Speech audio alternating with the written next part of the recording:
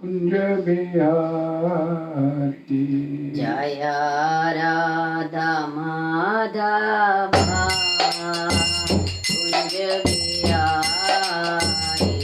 जय राधा माधव कुंज बिहारी। जय राधा माधव कुंज बिहारी। जय गोपियन वल्लभ गिरधारी। जय गोपीजन वल्लभ गिरधारी। जय गोपियन वल्लभ गिरधारी। जय गोपीजन वल्लभ गिरधारी। यशोदानंदन व्रज जनरंजन। यशोदानंदन व्रज जनरंजन। यशोदानंदन व्रज जनरंजन। यशोदानंदन व्रज जनरंजन। यशोदानंदन व्रज जनरंजन। यशोदानंदन व्रज जनरंजन।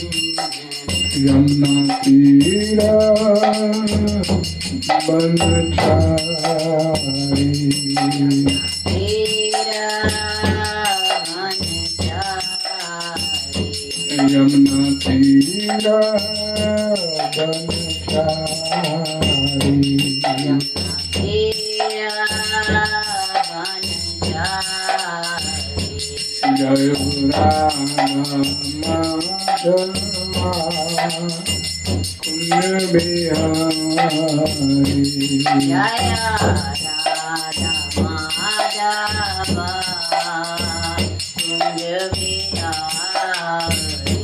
जय राधा माधव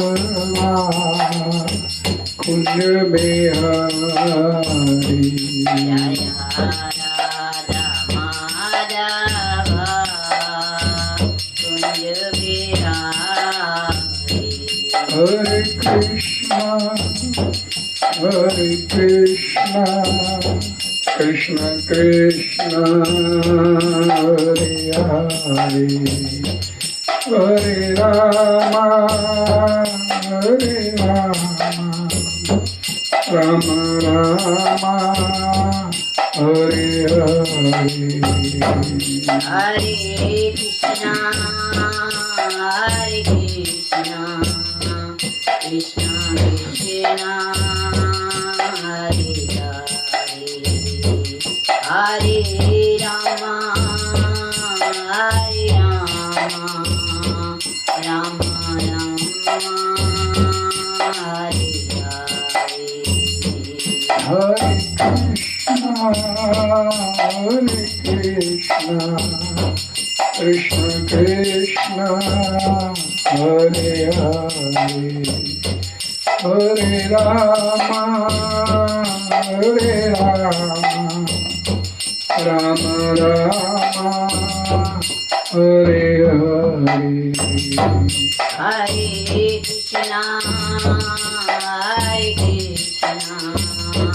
कृष्ण कृष्ण हरे हरे। हरे राम राम हरे हरे।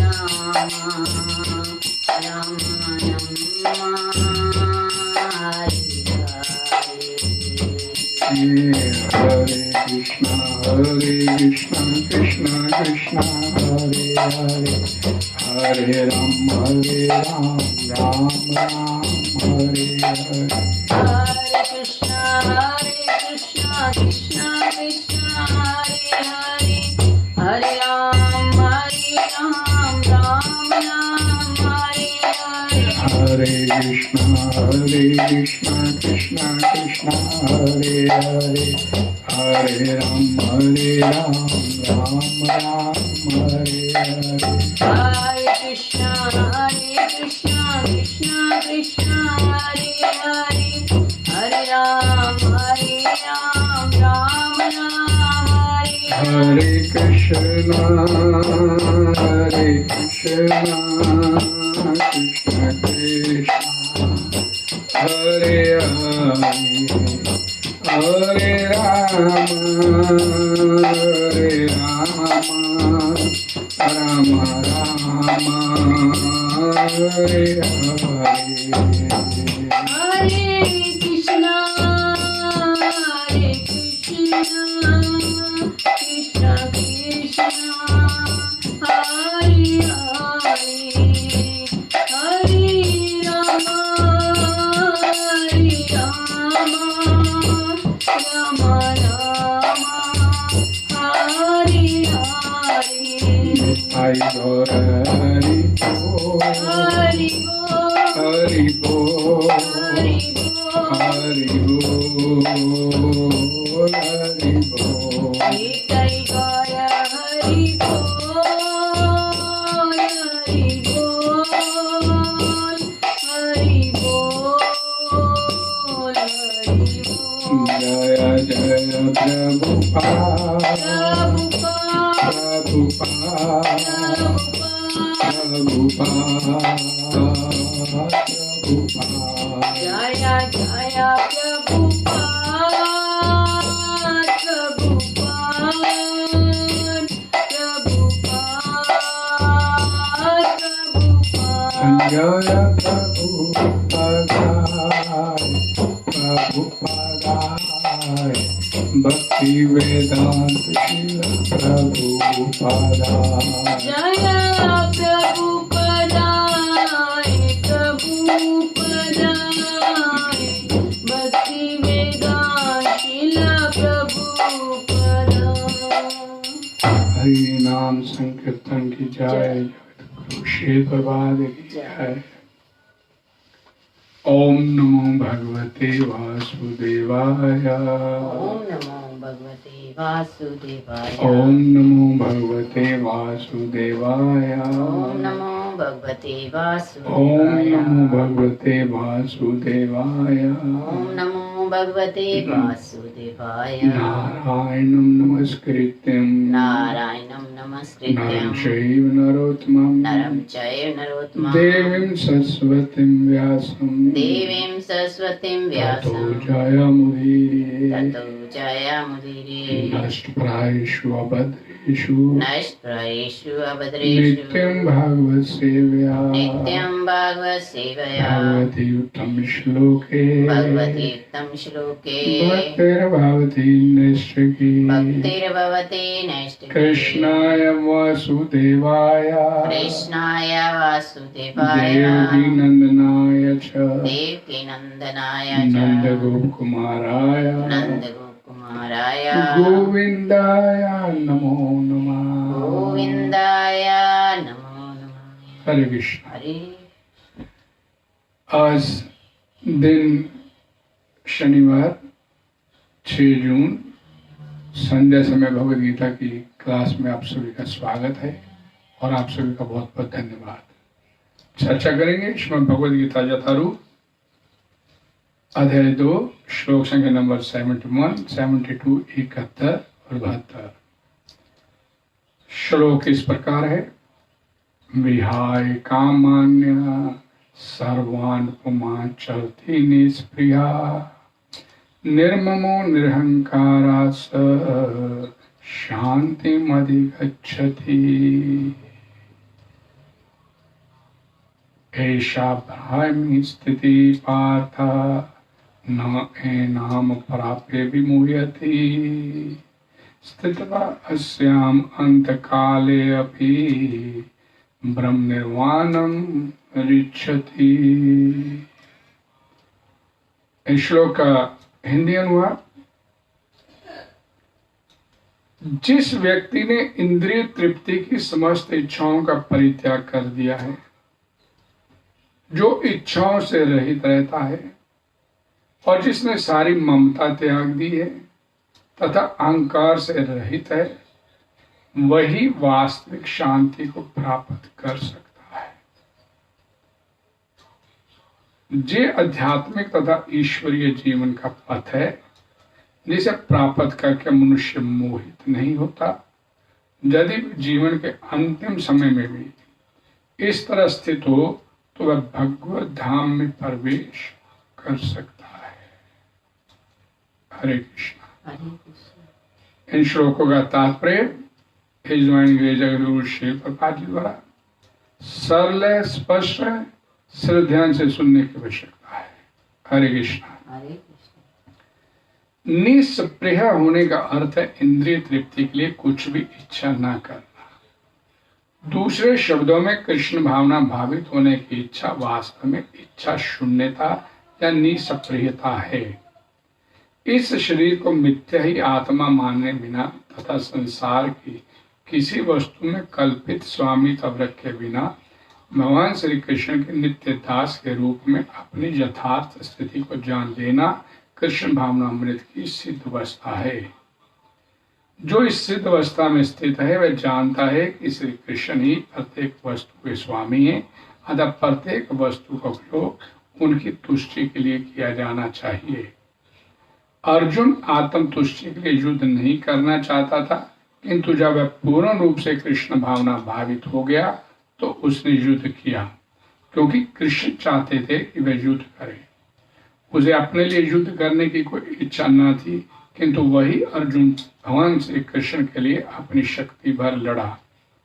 वास्तविक इच्छा शून्यता भगवान कृष्ण तुष्टि के लिए इच्छा है। ये इच्छाओं को नष्ट करने का कोई कृत्रिम प्रयास नहीं है। जीव कभी भी इच्छा शून्य या इंद्रिय शून्य नहीं हो सकता, किंतु उसे अपनी इच्छाओं की गुणवत्ता बदलनी होती है। भौतिक दृष्टि से इच्छा शून्य व्यक्ति जानता है कि प्रत्येक वस्तु कृष्ण की है। ईशावस्यम इदम सर्वम, अतः वह किसी वस्तु पर अपना स्वामित्व घोषित नहीं करता। ये दिव्य ज्ञान आत्म साक्षात्कार पर आधारित है, अर्थात इस ज्ञान पर कि प्रत्येक जीव भगवान कृष्ण का अंश स्वरूप है और जीव की शाश्वत स्थिति कभी ना तो कृष्ण के तुल्य होती है न उनसे बढ़कर। इस प्रकार कृष्ण भावना अमृत का ये ज्ञान ही वास्तविक शांति का मूल सिद्धांत है। मनुष्य कृष्ण भावना अमृत या दिव्य जीवन को एक क्षण में प्राप्त कर सकता है और हो सकता है कि उसे लाखों जन्मों के बाद भी ना प्राप्त हो। ये तो सत्य को समझने और स्वीकार करने की बात है। खटवांग महाराज ने अपनी मृत्यु के कुछ मिनट पूर्व भगवान कृष्ण के शरणागत होकर ऐसी जीवन अवस्था प्राप्त कर ली। निर्वाण का अर्थ है भौतिकतावादी जीवन शैली का अंत।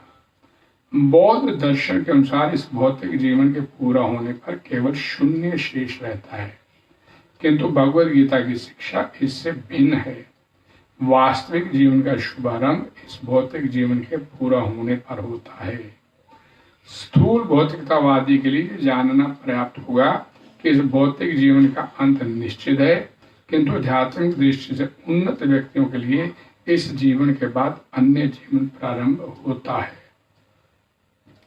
इस जीवन का अंत होने के पूर्व यदि कोई कृष्ण भावना भावित हो जाए तो उसे तुरंत ब्रह्म निर्वाण अवस्था प्राप्त हो जाती है। भगवत धाम तथा भगवत भक्ति के बीच कोई अंतर नहीं है, चूंकि दोनों चरम पद हैं। अतः भगवान की दिव्य प्रेम भक्ति में व्यस्त रहने का अर्थ है भगवत धाम को प्राप्त करना। भौतिक जगत में इंद्रिय तृप्ति विषयक कार्य होते हैं और आध्यात्मिक जगत में कृष्ण भावना अमृत विषयक। इसी जीवन में ही कृष्ण भावना अमृत की प्राप्ति तत्काल ब्रह्म प्राप्ति जैसी है, और जो कृष्ण भावना अमृत में स्थित होता है वह निश्चित रूप से पहले ही भगवत धाम में प्रवेश कर चुका होता है। ब्रह्म और भौतिक पदार्थ एक दूसरे से सर्वथा विपरीत हैं। अतः ब्राह्मी स्थिति का अर्थ है भौतिक कार्यों के पद पर न होना। भगवत गीता में भगवत भक्ति को मुक्त अवस्था माना गया है। सगुणान संतीत्यान ब्रह्म भूयाय कल्पते। अतः ब्राह्मी स्थिति भौतिक बंधन से मुक्ति है। शील भक्ति विनोद ठाकुर ने भगवत गीता के इस दूसरे अध्याय को संपूर्ण ग्रंथ के प्रतिपाद्य विषय के रूप में संक्षिप्त किया है। भगवत गीता के प्रतिपाद्य हैं कर्म योग, ज्ञान योग तथा भक्ति योग।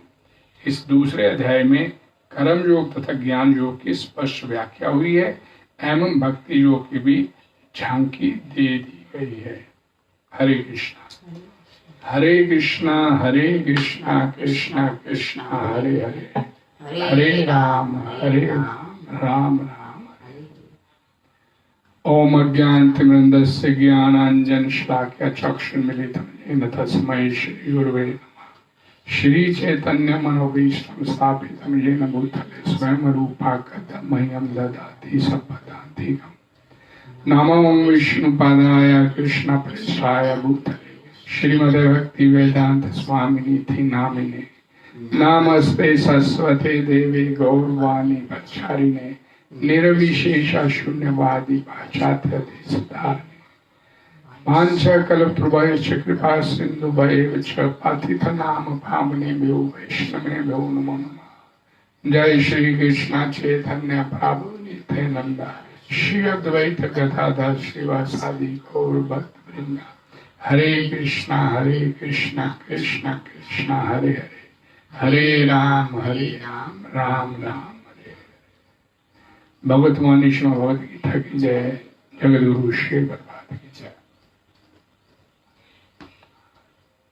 अभी हमने ये दोनों श्लोक पढ़े। विहाय कामान्य सर्वान् पुमान् चरति निस्पृहा निर्ममो निरहंकारा स शांतिमधिगच्छति। अर्थात जिस व्यक्ति ने इंद्रिय तृप्ति की समस्त इच्छाओं का परित्याग कर दिया और जो इच्छाओं से रहित होता है और जिसने सारी ममता त्याग ली, अहंकार से रहित है, वही वास्तव में शांति को प्राप्त कर सकता है।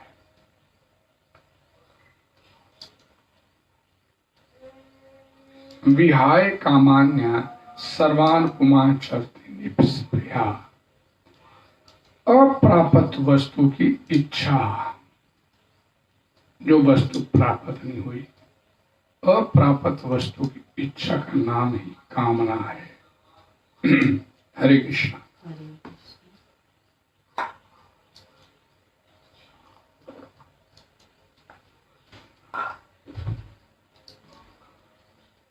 और स्थित प्रज्ञ महापुरुष संपूर्ण कामनाओं का त्याग कर देता है। कामनाओं का त्याग कर देने पर भी शरीर के निर्वाह मात्र के लिए, शरीर का तो हो जाना चाहिए। कामनाओं का परित्याग कर दिया, कोई कामना नहीं अंदर, लेकिन शरीर का निर्वाह तो करना है। शरीर का निर्वाह मात्र के लिए देश काल वस्तु व्यक्ति पदार्थ आदि की जो आवश्यकता दिखती है, जो इस शरीर का निर्वाह करने की जो आवश्यकता है, अर्थात जीवन का निर्वाह करने के लिए प्राप्त और अप्राप्त वस्तु आदि की जो जरूरत दिखती है, उसका नाम है स्पृहा। उसका नाम है स्पृहा। और स्थित प्रज्ञ मनुष्य इस स्पृहा का भी त्याग कर देता है। मेरे को नहीं कुछ चाहिए।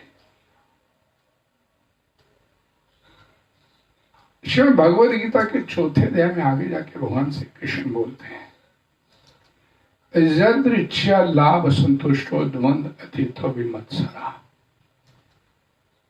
द्वंद्व से अतीत, द्वंद्वातीत, चाहिए नहीं चाहिए, द्वंद्व रहता है, मिले ना मिले। तो भगवान बोलते हैं यदृच्छया लाभ संतुष्ट हो। अपने आप जो वस्तु प्राप्त हो जाए जीवन में, उसी से जो संतुष्ट हो जाए, कोई इच्छा नहीं, कोई प्राप्त करने की ना, कोई प्राप्त है उसके लिए कोई मारा मारी नहीं, अपने आप जो प्राप्त हो जाए। और निस्पृहा, किसी प्रकार की प्राप्त और अप्राप्त कोई स्पृहा नहीं। कारण कि जिसके लिए ये शरीर मिला है और जिसकी आवश्यकता थी, उस परम तत्व की प्राप्ति हो गई तो सारी आवश्यकताएं आपकी पूरी हो गई। कुछ प्राप्त करने के लिए शेष नहीं रह गया। अब शरीर रहे ना रहे, गुजारा हो ना हो, इस तरह से ये जीवात्मा इस स्थिति में जब आता है, उसको यहां पर बोला गया विहाय कामान्य सर्वान उपमा चरती निस्पृहा। निष्प्रिय होने का अर्थ ये नहीं है, समझ लीजिए इस बात को, कि निर्वाह की वस्तुओं का सेवन करना ही नहीं है। सेवन करना है, भगवान ने जो आपको मुहैया करवाई है उसे भगवान की सेवा में लगाते हुए। अभी प्रभुपाद जी ने क्या बोला कि अर्जुन की युद्ध की करने की इच्छा नहीं है, लेकिन युद्ध कर रहे भगवान श्री कृष्ण की सेवा के लिए, भगवान श्री कृष्ण की प्रसन्नता के लिए। भगवान श्री कृष्ण चाहते हैं युद्ध करना, तो उसकी अपनी इच्छा नहीं है, लेकिन भगवान श्री कृष्ण की इच्छा के लिए उस शक्ति पर समर्थ्य भर वो लड़ा। जब उसे ये ज्ञान प्राप्त हो गया कि मेरे को अपने जीवन में जो कार्य करना है, विहाय कामान्य, मेरी अपनी कोई इच्छा कामना नहीं, मेरे को तो भगवान के लिए करना है, तो फिर वो भगवान की इच्छा के लिए पूरे समर्थ्य भर लड़ा। इससे पहले हम पढ़ चुके हैं इसी अध्याय के 55वें श्लोक में 58, प्रजाहाति यदा कामान सर्मान, कामना त्याग की जो बात कही गई थी, वही बात यहाँ पर भगवान विहाय कामान्य सर्मान, दोबारा उसी बात को जोड़ देके बोल रहे हैं। निर्ममो अर्थात जो स्थित प्रज्ञ महापुरुष होता है, जो भक्त होता है, ममता का सर्वथा त्याग कर देता है। क्योंकि जैसे वो कृष्ण भावना भावित होता है,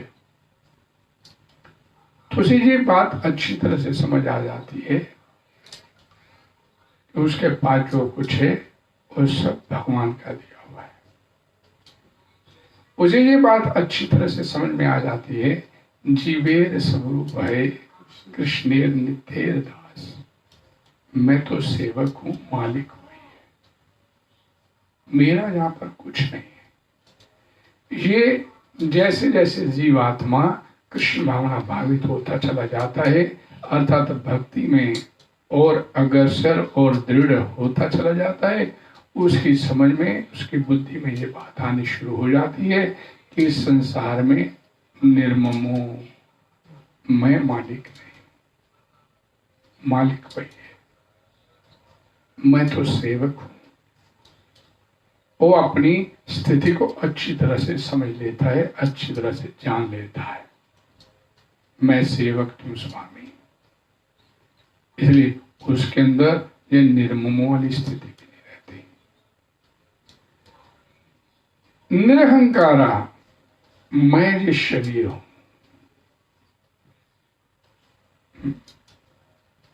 और शरीर के साथ तादात्म्य अपना मान लेना कि मैं शरीर हूं, ये अहंकार। मैं जीवात्मा संसार में आता है तो साथ ही उसके मिथ्या अहंकार, मन बुद्धि अहंकार। अहंकार मैं होता पहले, मैं हूं, फिर ये मेरा पिता है, ये मेरी माता है, मेरे इतने भाई इतने बहन हैं, और बड़ा होता है, पढ़ लिख गया, एमए PhD डिग्री लगाता है, अहंकार होता है। धन संपत्ति प्राप्त कर लिया, मैं हूं कुछ, इतना है मेरे पास, अपने को कुछ मानने लगता है। ये स्थिति यहां पर बोला गया, निर्ममों के बाद निरहंकारा।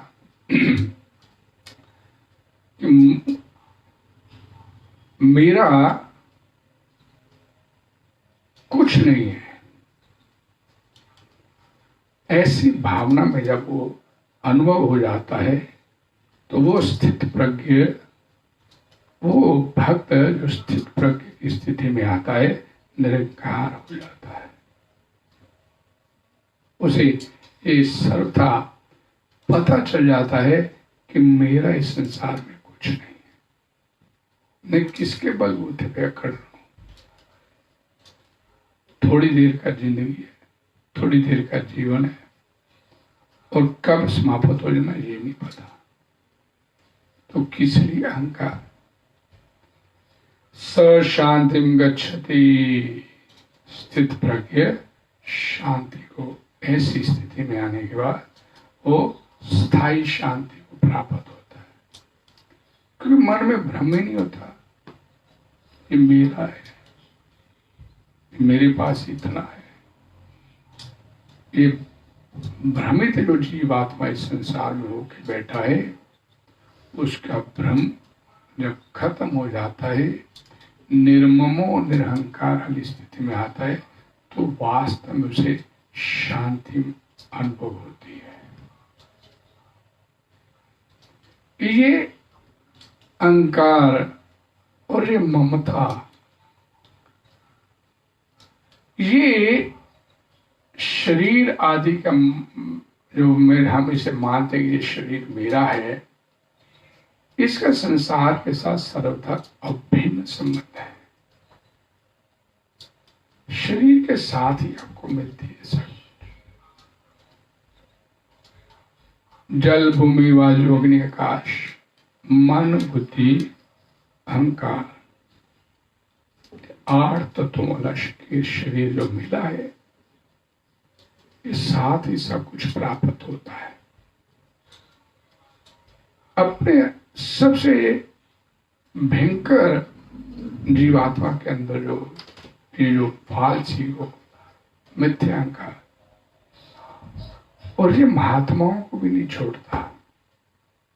महात्मा भी क्या बोलते हैं, संसार में फंसने का प्रमुख कारण क्या है? कंचन कामनी कीर्ति, 3 चीजें हैं, 3 वस्तुएं हैं। कंचन में धन, कामनी में नारी, और कीर्ति में मेरा मान हो, मेरा यश हो, मेरा सम्मान हो। इसके लिए हर जीवात्मा इस संसार में भ्रमित होकर बैठा है।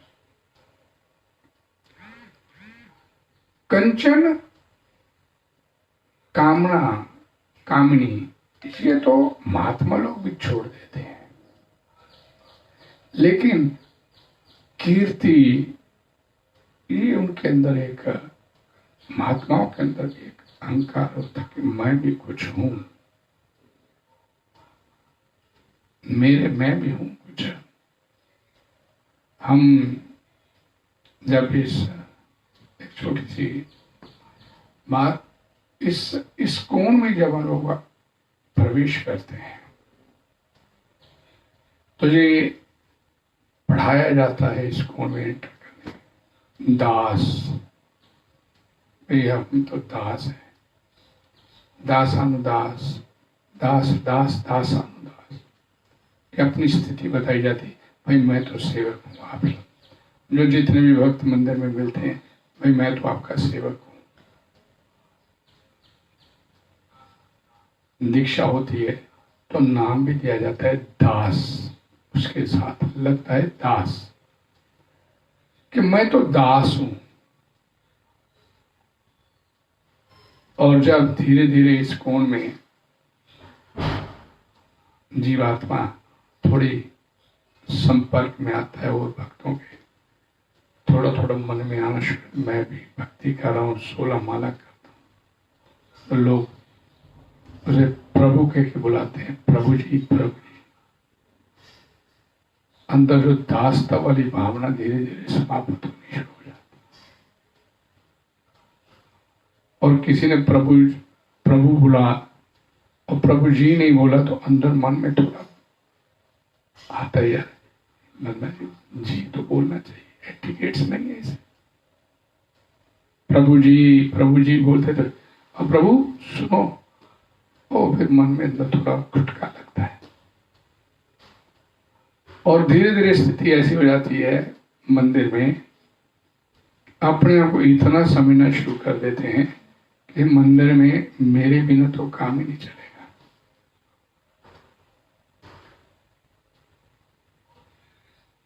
भक्तों के अंदर कंचन कामनी छूट गया, लेकिन कीर्ति छूटना बड़ा मुश्किल होता है। किसी से मान सम्मान नहीं मिला, किसी ने ढंग से बात नहीं, ये समझता क्या अपने आप, बड़ी भयंकर स्थिति होती है। शिला प्रभुपाद जी बोलते थे कि ये जो मंदिर है, इस्कॉन के मंदिर, ये मंदिर नहीं है कि घंटी मारी, प्रसाद दिया, चरनामत लिया, चले गए घर, भगवान का दर्शन किया, नहीं, ये मंदिर नहीं। प्रभुपाद जी बोलते थे जस्ट लाइक ए हॉस्पिटल, जहां आके जीवात्मा ठीक होने के लिए आता है। ये जितने भी अंदर के विकार हैं, प्रभुपाद जी ने ऐसी व्यवस्था किया। मंदिर में जाइए, क्लास होती, कीर्तन होता है, फिलोसफी बताई जाती है, दर्शन की बात होती है। तो ये ठीक होने का स्थान अस्पताल है। अब अस्पताल में कई लोग तो ठीक होकर जल्दी घर चले जाते हैं और कई सालों सालों तक बेड लगे रहते हैं, ठीक ही नहीं होने का। तो जीव की अपनी स्थिति को ठीक होना चाहता है या अपनी स्थिति को वैसे ही बनाए रखना चाहता है? ये जीव आत्मा की अपनी इच्छा। प्रभा से पूछा गया कि मंदिर में माया नहीं होती क्या? माया है, मंदिर में भी माया है, लेकिन जो भगवान की शरणागत हो जाएगा फिर माया उसका कुछ नहीं बिगाड़ सकती। ये अपनी स्थिति है अपने ऊपर कि हम ठीक होना चाहते हैं या नहीं होना चाहते। एक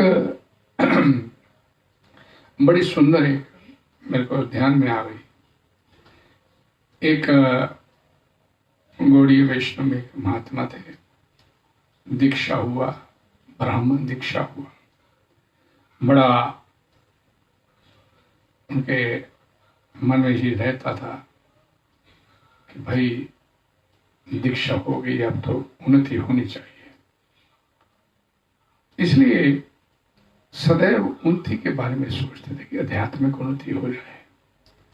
तो एक बार उन्हें कार्तिक मास में वृंदावन में जाकर कार्तिक मास में भगवान की भक्ति करने का अवसर प्राप्त हुआ और अपने मठ में पहुंचे। अपने उनके मन में बड़ा उत्साह था कि वहां पर गुरु महाराज से मुलाकात होगी। जो अंदर शंकाएं हैं, जो जिज्ञासाएं हैं, गुरु महाराज से कार्तिक मास पूरा लगाऊंगा, उनके साथ बैठूंगा, अंदर की जितनी भी आध्यात्मिक जिज्ञासाएं हैं, जितनी भी शंकाएं हैं, उनका निवारण होगा। ऐसा मन में उत्साह लेके वृंदावन मठ में पहुंचे और गुरु महाराज जी के दर्शन किए। मन बड़ा प्रफुल्लित हो गया गुरु महाराज जी के दर्शन करने पर। और गुरु महाराज जी के दर्शन करने के बाद गुरु महाराज ने उनका कुशलक्षेम पूछा और अपने सामने एक मठ के एक सेवक थे, उसको बुलाया, भाई ये आए हैं मेरे शिष्य, इनका कमरा दिखा दीजिए। शिष्य को गुरु महाराज ने हिदायत दे दी, मठ में होने वाली भागवत कथाओं में जरूर भाग लीजिए, भागवत संकीर्तन होंगे उनमें भाग लीजिए, प्रसाद पूरा यहीं पर प्राप्त कीजिए, कहीं बाहर जाने की आवश्यकता नहीं। कार्तिक मास का पूरा लाभ उठाइए। पूरी वो अपने उस शिष्य को हिदायतें प्रदान कर दी गई। शिष्य बड़ा प्रसन्न गुरु महाराज से फ्री हुआ तो अपने कमरे में फिर वहां पर अपने गुरु भाइयों से मुलाकात की। सभी बड़े प्रसन्न, बार बार पूछा था कि मैं गुरु महाराज से मिलूंगा, मेरे मन में कई प्रकार की शंकाएं हैं, पूछूंगा गुरु। हाँ जी। तो उनके गुरु भाइयों ने एक ही जवाब दिया, गुरु महाराज जो होते हैं वो अंदर की हृदय की बात भी आपकी जानते हैं। तो बड़ा प्रसन्न हुआ कि मेरे हृदय में जितनी भी शंकाएं हैं, जिज्ञासाएं हैं, गुरु महाराज जानते, समाधान हो जाएगा। ऐसा सोचते हुए मन में बड़ा प्रफुल्लित मन से उस दिन पहला दिन काटा और अगले दिन सुबह उठा, ब्रह्म मुहूर्त में अपना जो जाप का कार्यक्रम था पूरा किया, मंगल आरती अटेंड किया और फिर जब भागवतम की कथा हुई शुरू तो गुरु महाराज जी के सामने आके नीचे बैठ गया। गुरु महाराज जी ने भागवतम की कथा किया, बड़ी सुंदर कथा हुई। कथा समाप्त होने के बाद गुरु महाराज जी ने पूछा, किसी का कोई सवाल, किसी की कोई जिज्ञासा, किसी का कोई शंका? तो वो शिष्य उनके आए थे बाहर से, ब्राह्मण दीक्षित, तो तुरंत हाथ खड़ा किया, मेरा एक सवाल है। कई तरह के सवाल थे उसके मन में, वो चाहता था कि गुरु महाराज से मैं पूरा लाभ उठा लूं। तो गुरु महाराज ने उस शिष्य का उठा हुआ हाथ देखा तो उससे तुरंत बोले, आपका कोई भी सवाल है, कोई शंका है? तो उन्होंने सामने इशारा किया, सामने जहां पर कथा चल रही थी वहां पर एक पार्क था मंदिर के प्रांगण में, वहां पर एक भक्त गार्डनिंग कर रहा था, पौधों की कटिंग कर रहा था। और आपकी कोई शंका समाधान चाहते हैं तो आप उससे मिलिए। उस शिष्य को बड़ा शोक हुआ कि गुरु महाराज ने मेरे सवालों का जवाब ही नहीं दिया, सवाल ही नहीं पूछा, जवाब तो देने की बात में बात। और फिर सबके सामने मेरे को बोल दिया कि वो सामने जो माली है उससे अपनी शंकाओं का समाधान करो।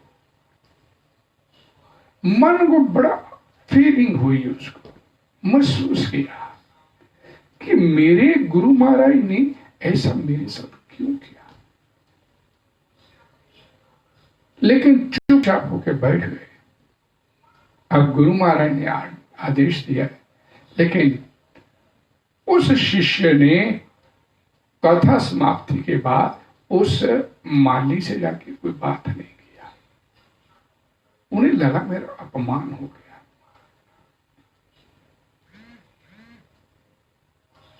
मन बड़ा विचलित हो गया। अगले दिन फिर कथा में सबसे पहले आके बैठ गए वो शिष्य। बड़ी सुंदर कथा हुई। अब उस शिष्य के मन में जो सवाल थे, कोई शंकाएं थी, जो लेके आया था, हाथ खड़ा करके पूछने की हिम्मत नहीं हुई। लेकिन और भक्तों ने हाथ खड़े किए, अपने सवाल किए गुरु महाराज से, तो उनके जवाब गुरु महाराज ने उनको दिए।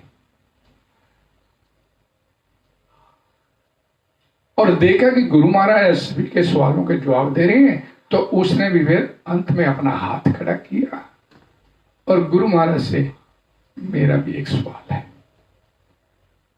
और गुरु महाराज ने उस शिष्य की तरफ देखा और फिर दूसरे दिन फिर इशारा किया, आपकी कोई शंका समाधान चाहते हैं तो उनसे बात करो। बड़ा मन विचलित हो गया कि मेरे को कह देते कि मालिक से बात करो,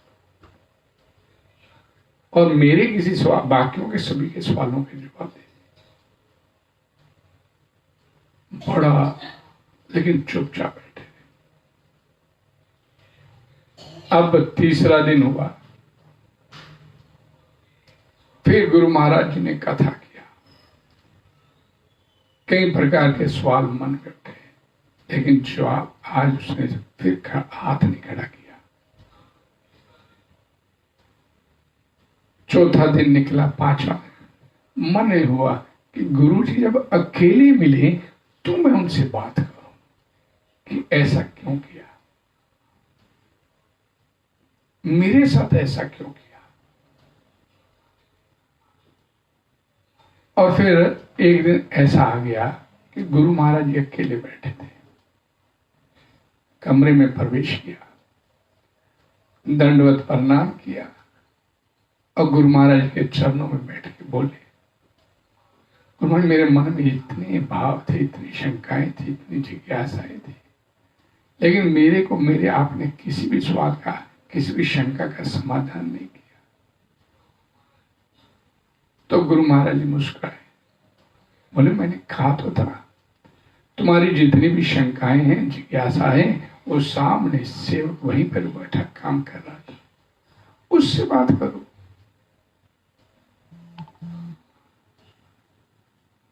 आपने उससे बात की? जी मैंने नहीं किया।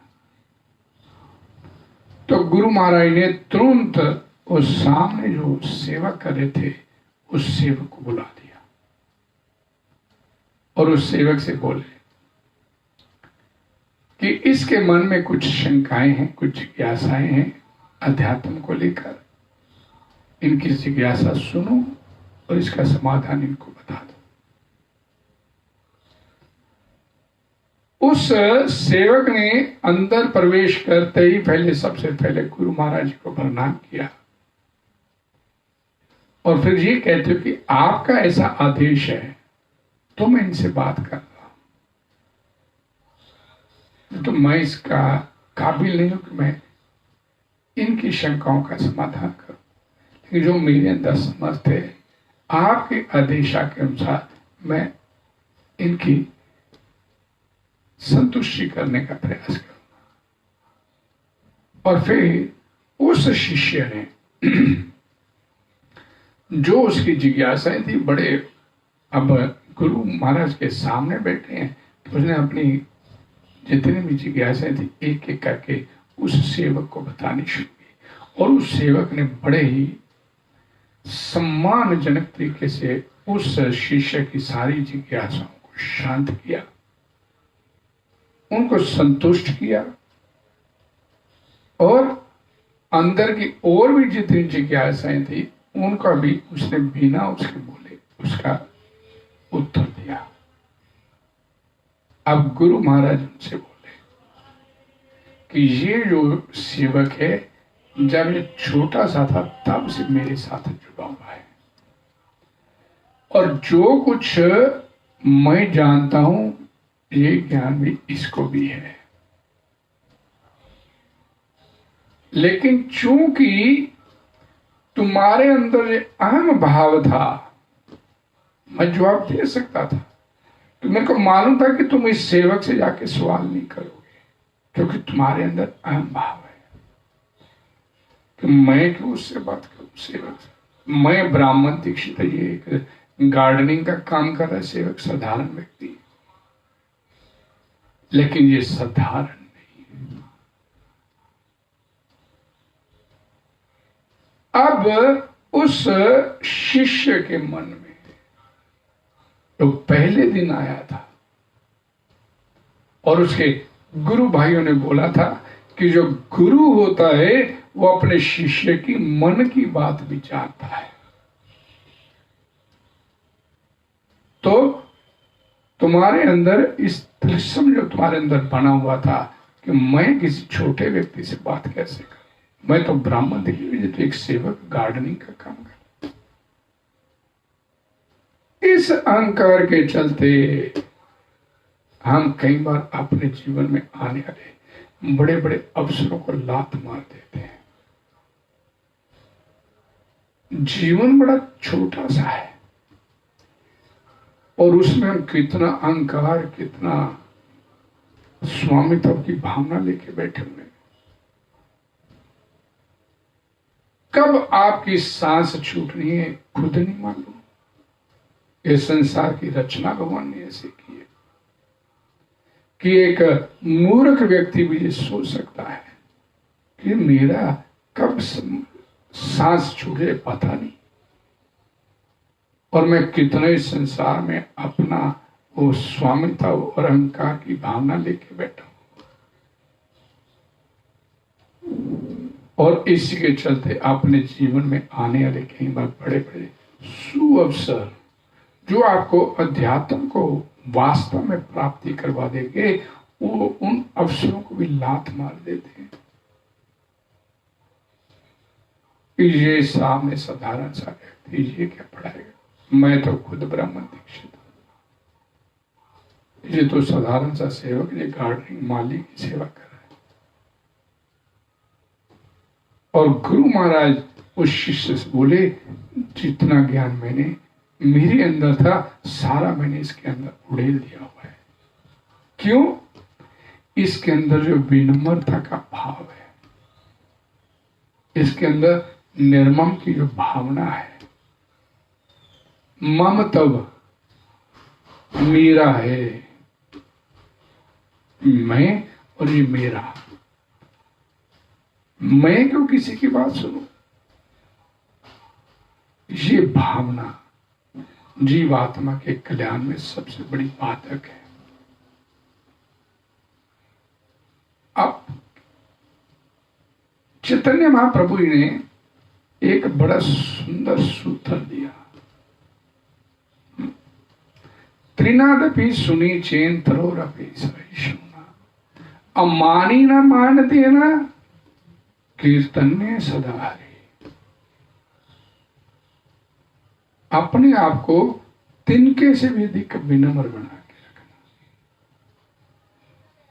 सिर्फ एक इस श्लोक के ऊपर भी आप अमल कर लें, त्रिनादपि सुनी चेन तरोरपि सहिष्णुना, अमानी न मान देना कीर्तन्य सदा। इस एक श्लोक के ऊपर, शिक्षाष्टकम का ये तीसरा श्लोक है, इस एक श्लोक के ऊपर भी अगर हम अपने जीवन में अमल कर लें तो हमारा काम हो जाए।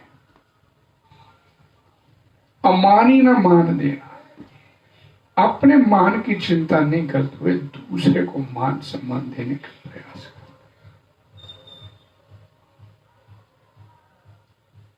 पेड़ की तरह, वृक्ष की तरह अपने आप को सहनशील बनाना। क्या पेड़ को पत्थर मारो तो बदले में फल देता है,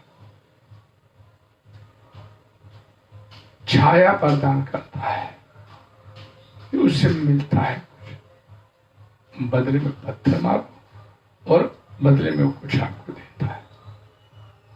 और तिनके की तरह विनम्र होना, घास के तिनके के ऊपर पैर चलकर रख कर चलते हैं, कुछ नहीं कहता, इतना विनम्र बना देना। ये भगवदीय गुण है। भृगु मुनि ने भगवान श्री हरि के वक्षस्थल पर लात मारी तो बदले में भगवान कहते हैं कि मेरा वक्षस्थल बड़ा कठोर था, आपके चरणों को चोट तो नहीं लगी। ये भगवदीय गुण है, लेकिन इन गुणों को अर्जित करने के पीछे रुकावट जो सबसे बड़ी है, अपने अंदर अहंकार, अपने अंदर ममता की भावना, इसी से पीछा नहीं छुड़ाने के लिए तैयार होते हैं हम लोग। और क्या प्राप्त करेंगे? शांति कैसे मिलेगी आपको? और जिस दिन इस एक प्रैक्टिकल व्यवहारिक बात है कि आप जब इस संसार में आए थे तो नगन अवस्था में आए थे, कुछ नहीं था आपके पास। जो कुछ इस संसार में मिला यहां पर आपको मुहैया करवाया गया। इस संसार में आपको मिला है, भगवान ने ऐसी व्यवस्था किया कि आप इस संसार में आए हो भगवान से विमुख होके, तो भगवान ने फिर भी कृपा करते हुए आपको ऐसी व्यवस्था किया कि आपका जीवन सुचारू ढंग से चल सके, उसके लिए आपको ये सब कुछ मुहैया करवाया। और भगवान द्वारा मुहैया करवाई गई हर वस्तु के ऊपर हमने उस पर अपना निर्मम नहीं करके ममता बना लिया, उसके ऊपर मालिकाना हक बना लिया कि ये तो मेरा है। अब एक बात को जरा ध्यान से कोई इसका आकलन करे कि जिसे हम बोलते हैं कि ये मेरा है, ये मेरा है, आप उस वस्तु को जिसे आप मेरा बोलते हो, जितनी देर आप चाहें उसको अपने पास रखना, क्या उसको रख सकते हो? किसी वस्तु को जितनी देर आप चाहो उसको अपने पास रख सकते हो? नहीं रख सकते। किसी का रंग रूप बदल सकते हो? किसी का स्वभाव बदल सकते हो? जिसे आप मेरा मेरा बोलते हो उसका ना स्वभाव बदल सकते हो, ना उसका रंग रूप बदल सकते हो, ना उसको जितनी देर चाहो अपने पास रख सकते हो। तो फिर वो आपका कैसे हुआ? कैसे हुआ आपका? आपका नहीं है, ये व्यवहारिक ज्ञान है। मेरी संतान, मेरी पत्नी, मेरा ये, मेरा घर। आप जब भगवान की इच्छा होती है अपनी वस्तु वापस लेने की तो अपनी ले लेता है, और चूंकि हमने तो उसके ऊपर अपना ममता भी जताया तो होला मचाते हैं और भगवान को गाली देने से ये क्या किया तुमने रे बाबा, ये आपका था ही नहीं कुछ आपका। उसने आपका जीवन ढंग से चले इसके लिए मुहैया करवाया और हमने उसके ऊपर ममता जता लिया, और उस झूठे ममता के ऊपर एक अहंकार, मिथ्या अहंकार जिसे हम बोलते, वो भी अपना बना के बैठ गए, मेरा है। आपकी आंखों के सामने आपकी वस्तु छीन ली जाती है, या भगवान को जरूरत पड़ती वापस ले लेता। आप कुछ कर पाते हो? कुछ नहीं कर पाते। लेकिन ये सब व्यवहारिक ज्ञान होने के बावजूद भी हम बोलते हैं ये मेरा है। शिला प्रभुपाद जी बोलते थे मैडमैन रेस, पागलों की दुनिया है, पता ही नहीं क्या है, क्या करें हम लोग। एक व्यवहारिक ज्ञान होने के बावजूद भी अपनी आंख बंद करके ये तो मेरा है, भाई तो फिर तो पागल बोलता है मैं ये हूं, मैं वो हूं, तो पता तो वो है नहीं, सब हम लोगों को पता है। वो ठीक स्थिति हमारी है, हम भी पागल जैसा भूमिका निभा रहे इस संसार में, मेरा मेरा मेरा मेरा करते रहते। कितनी देर का मेरा है? अरे आपका शरीर आपका नहीं है तो दूसरी वस्तु को कैसे आप मेरा बोल देंगे?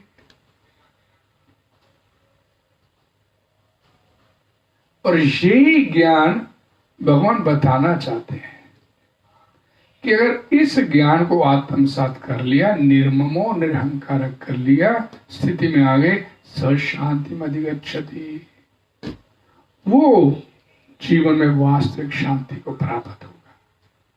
कोई हाथ से चीज निकल गई तो उसे दुख नहीं होगा, मेरी थी नहीं, चली गई थी, भगवान की थी, ले गए भगवान, मेरी थोड़ी थी। तो फिर मेरी नहीं ये भावना आ गई तो अहंकार अपने आप समाप्त हो जाएगा। और ये भावना इस संत महात्माओं में तो कंचन कामनी छोड़ देते हैं, लेकिन कीर्ति छोड़ने के लिए तैयार।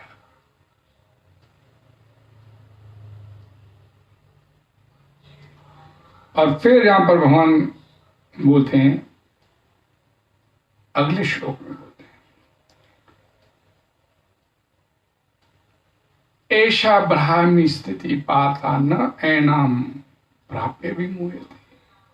ये आध्यात्मिक तथा ईश्वरीय जीवन का पथ है, जिसे प्राप्त करके मनुष्य मोहित नहीं होता।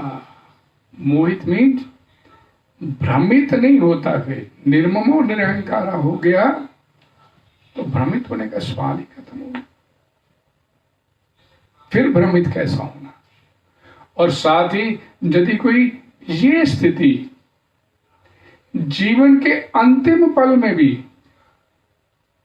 भगवान बोलते ना, अंत काले च मामे स्मरण मुक्त्वा क्लेवरम जब पर जाती समद्भाव, कि तो जीवन के सारी जिंदगी तूने तेरा मेरा किया भाई, तू अब अंत समय में भी तू मेरा सिमरन करते शरीर छोड़ दे। भगवान ने तो कृपा किया था ना, हमारे को ये मनुष्य जिस शरीर प्रदान किया, दुर्लभम मानुषम जन्म, ये बड़ी भाग्य से मिला था। भगवान ने कृपा किया था, क्योंकि मनुष्य जन्म ही जो है ये मुक्ति का द्वार भी है और 84 लाख योनि का चक्कर शुरू करने का अवसर भी है। इन दोनों चीजें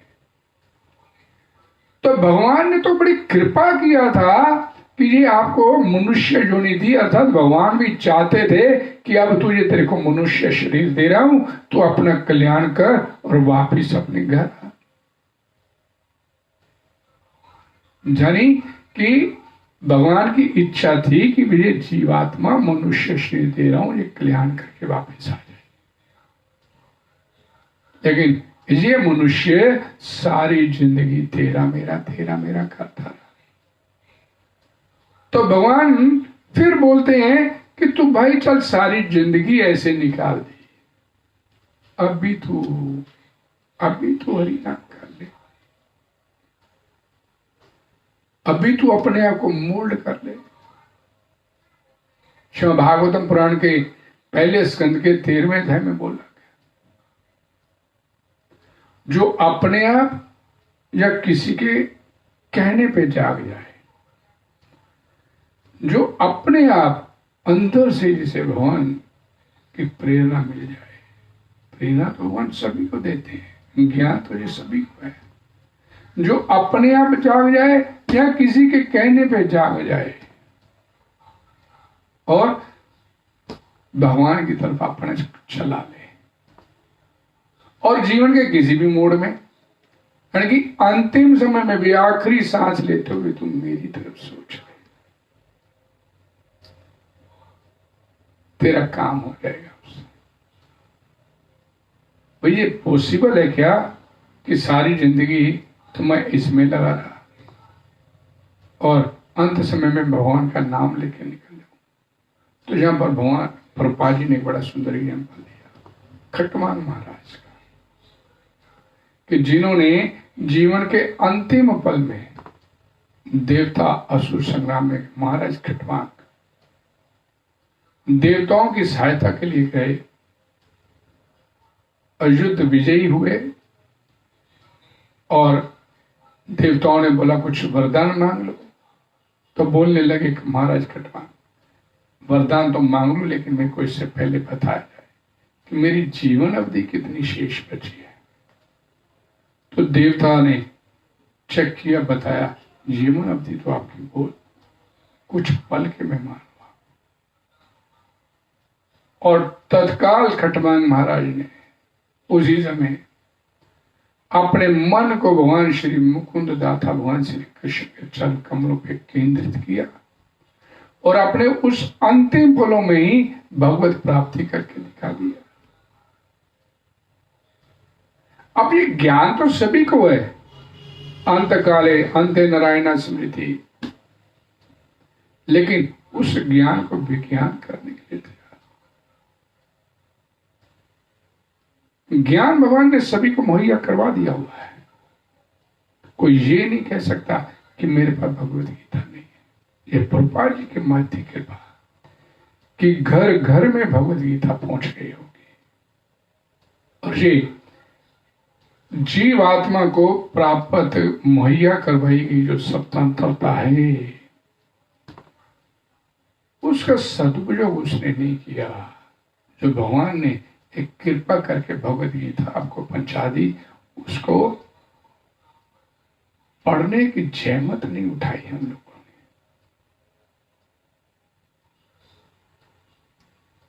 और परिणाम, भगवत गीता तो लाल किताब में धरी पड़ी है, लाल कपड़े में धरी पड़ी है। बोलते हैं भगवत गीता, हाँ जी हमारे पास भगवत गीता लाल कपड़े में संभाल के रखी हुई, पढ़ते हो कोई समय नहीं मिल पाता।